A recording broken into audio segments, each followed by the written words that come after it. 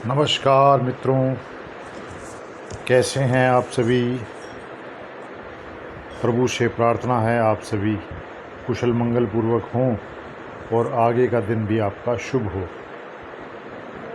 जैसा कि अपने YouTube चैनल में गीता के कुछ अध्याय का अध्ययन हमने किया, रामायण और महाभारत की कुछ अद्भुत घटनाओं का विस्तार से प्रसंग का मर्म जाना, तो ऐसी ही कड़ी में एक रामायण का अद्भुत प्रसंग आज पुनः लेकर आपके सामने उपस्थित हुआ हूँ, जिसमें पिता और पुत्र के रिश्ते पर धर्म का पलड़ा भारी रहा। आज के इस YouTube के एपिसोड में मैं आपको हनुमान जी और मकरध्वज उनके विषय में बताने जा रहा हूँ।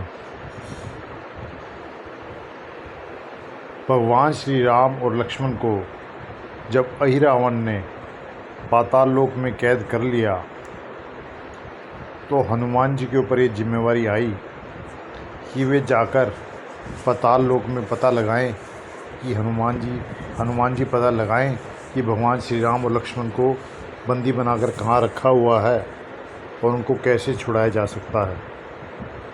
तब हनुमान जी जब पाताल लोक के द्वार पर पहुँचे, तो वहाँ उन्होंने एक अद्भुत वीर योद्धा रक्षक हनुमान जी वायु वेग मकरध्वज से को उड़ते हुए देखा। पाताल लोक के द्वार पर पहुंचे, जहां चारों ओर रहस्यमय अंधकार और नागों की गूंज थी।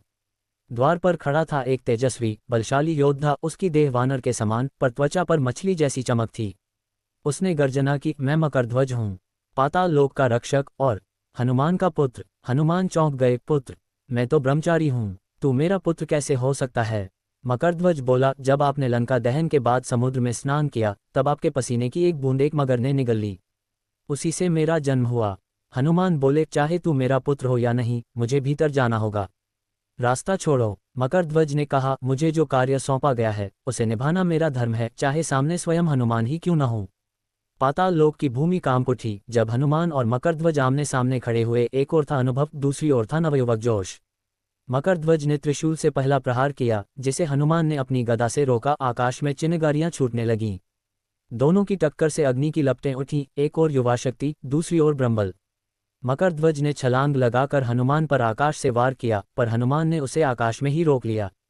हनुमान जी ने अपने विशाल रूप को धारण किया, उनकी ऊंचाई पाताल की गुफाओं से भी ऊपर जा पहुंची। अंत में हनुमान ने मकरध्वज को दबोचकर धरती पर गिराया, लेकिन बिना क्रोध के बोले, बस पुत्र, अब युद्ध नहीं, ज्ञान चाहिए। मकरध्वज ने हनुमान के चरणों में गिरकर कहा, पिता, मैं आपको पहचान नहीं पाया, मुझे क्षमा करें। हनुमान बोले, तू मेरा पुत्र ही नहीं, मेरा गौरव भी है। अपने धर्म से विचलित न होना ही तेरा सच्चा तप है। हनुमान जी ने मकरध्वज को पाताल लोक का अधिपति घोषित किया और अपने मार्ग पर आगे बढ़े। ये कथा सिखाती है कि कर्तव्य, आत्मज्ञान और परंपरा की रक्षा, यही सच्चा धर्म है।